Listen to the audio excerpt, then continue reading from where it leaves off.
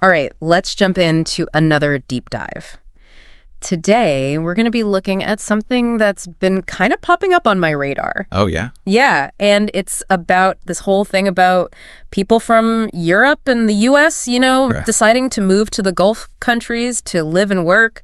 It kind of seems a little counterintuitive, at first glance. Yeah, I would key that. But there's a lot to consider here.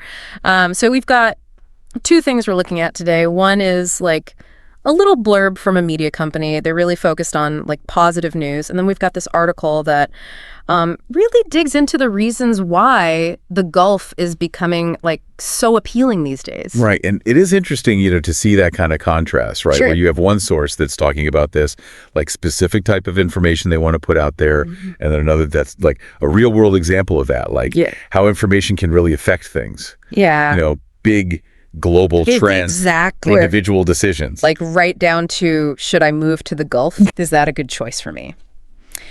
So let's actually jump into that article because it really lays out some pretty compelling stuff as to why people are finding the Gulf so attractive. Okay. And I mean, we have to talk about the big thing, right? The financial piece of it. Oh, of course. Yeah. The Gulf, and it's always been kind of synonymous with this economic boom. Right. And I think, we hear a lot about competitive salaries and stuff. Yeah. But the article really, it highlights, the long term. If you're thinking about your finances. Yeah. The potential is huge, right? Yeah. Especially with the tax-free income situation. I mean, imagine that for a second. Think about what that would do for your savings. Oh my gosh. Your investments, your overall financial picture. Yeah, especially if you're coming from Europe or the US where taxes are, a big thing. Yeah. This whole world of financial possibilities just opens up. But and this is what I think is so interesting. The article doesn't stop there. No. It's not all about the money, Yeah, and that's where it gets really fascinating because they start talking about the lifestyle. Yeah. The modern amenities, world-class healthcare, we hear about that. Yeah. Advanced education systems, all of those things that really contribute to that high quality of life that, we're always talking about. Exactly. And it really ties back to what that media company was talking about, right? Yeah. It's not just about being wealthy. It's about the whole package, the lifestyle that comes with it. Right. And it's these cities are incredible. I mean, you think about the Burj Khalifa or the Palm Islands. Oh my gosh. Yeah. Those are mind-blowing. You're crazy. And then their healthcare systems are drawing some of the best doctors and nurses from all over. Yeah, it's they're building a society, that's designed for succinct and well-being. Yeah, totally. And then when you think about the article talks about families and how safe the Gulf countries are, low crime, efficient law enforcement, politically stable. If you're thinking about moving, especially with your family long term, that's a big deal. Absolutely. Yeah. And I mean, no places perfect. Right. But the Gulf really stands out, I think, in terms of just personal safety. Totally. And it also makes you think about how they approach law enforcement. Yeah. Maybe differently than what you're used to. And then it's well, what are the things that are really important to me when it comes to safety? Mm-hmm. Do I want more police presence, or do I value more of a preventative approach? That's such a good question. Right? I never really thought about it that way. It makes you really think about your own values. Yes. Yeah. Your priorities and what kind of society, you want to be a part of. Not just feeling safe, but understanding why and how that safety is there. Yeah. But of course, moving to the Gulf, it means immersing yourself in a totally different culture. Totally. Which can be really exciting, but also, I mean, it comes with its own challenges for sure. Yeah. And that's the double-edged sword, right? Yeah. You have this incredible opportunity for growth. Yeah. To push your boundaries, challenge your assumptions. Absolutely. The article talks about the richness of cultural exchange and the diversity that you can experience in the Gulf. And it's that saying, travel's the only thing you buy that makes you richer. Totally. Because you really are investing in yourself, Yeah. in your understanding of the world, in your ability to connect with other people from different backgrounds. Exactly. And think about what that does for you, on a personal level, Yeah. but also professionally. Totally. just the stories you'll have, the insights you'll gain, the friendships you'll make. It's pretty amazing. Yeah, it really is. Like, you're opening up a whole new chapter in your life, but, It's not without it comes with its own... deal with complexity. Absolutely, for sure. So, I mean, while the Gulf countries are, like, incredibly modern in so many ways, they also, hold on to their traditions, to their values. Right. And so, there's going to be those cultural clashes sometimes, adjustments to make, Especially when it comes to, like, things like social etiquette or, like, religious observances. Absolutely. Things like that. It's like being a guest, Yeah. in someone's home. Totally. You adapt to their customs, Yeah. out of respect, out of a desire to, like, understand them. Totally. It's like being respectful of that culture, Yeah. understanding their nuances.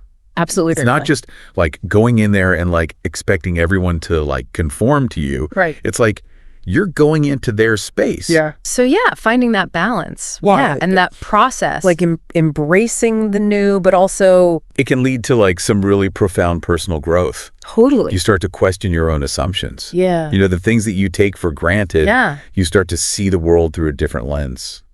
It's almost like a cultural detox, I guess. I like that. Like yeah. stripping away those preconceived notions and really getting down to like, okay, what do I believe and why, Yeah, absolutely. But we can't like sugarcoat it, right? No, for sure. Like adapting to a new culture, it can be tough. Totally. Especially when it involves things that are like really personal to you. Totally. There'd be moments of frustration, feeling out of place. Totally. Maybe even questioning, like, did I make the right decision? Yeah. But I think it's important to remember that, like, discomfort can be a catalyst for growth. Totally. It's in those moments, where you're challenged, that you really learn and evolve. Yeah, it's like a muscle you're building, Totally. That ability to adapt, to Yeah. empathize, to see things from multiple perspectives. Those are valuable skills. They are. Especially nowadays in this like interconnected world we live in. Totally. I'm kind of curious, though, about the whole work-life balance thing in the Gulf. Yeah. Because, like, the article mentioned, like, they really value hard work achievement. Right. But they didn't, like, really go deep into it. Yeah, that's an important thing to consider because, the work culture there, it can be very different than what you might be used to. Right. It's very much about, like, productivity, achieving goals, building a successful career. Right. And for some people, that's great. Yeah, totally. Like, they thrive in that kind of environment. Yeah, it's motivating. But for others, It can be a challenge. overwhelming. Yeah. To maintain that healthy work-life balance. Yeah, I guess it's like with anything, There's trade-offs. Totally. You get these, like, amazing opportunities. Yeah. But it might be at the, like, expense of your free time. Absolutely. So it's about finding that sweet spot. Right, yeah. That balance that works for you. And that's different for everybody. Totally. Some people love that high-pressure, fast-paced environment. Yeah, they thrive on it. Others, they need that downtime. They need that flexibility. Right, so it's about, like, knowing yourself and what you're willing to, What you're willing to compromise on. compromise on, exactly. Yeah. But we can't just talk about the Gulf without also talking about, like, the geopolitical context, The region, Like, it's a very complex region. That's a lot to think about. I mean, the Gulf is, like, incredibly important strategically. Yeah.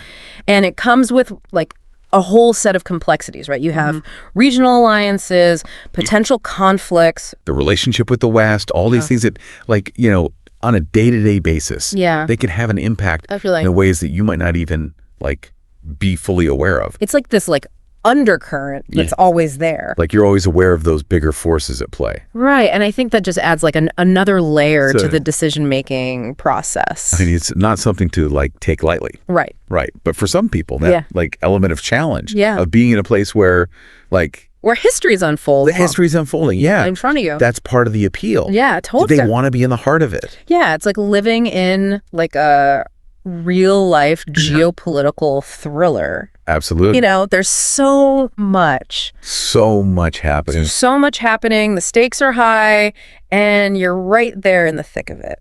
And for some people, that's exhilarating. Totally. For others, it's like, oh, this is too much. Yeah. So it really depends on your personality, on your comfort level with like ambiguity and uncertainty. Totally. So it seems like moving to the Gulf is like a pretty multifaceted decision. It is. Like there's so many things to consider. Absolutely. It's not a like one size fits all kind of thing. It's about doing your research. Yeah, totally. Weighing the pros and cons Yeah. and figuring out, like, does this align with my goals, with my values? Exactly. And there's no like right or wrong answer. No, not at all. It's just like what's right for you. It's a personal choice. Yeah. And what's right for your like individual situation. Totally.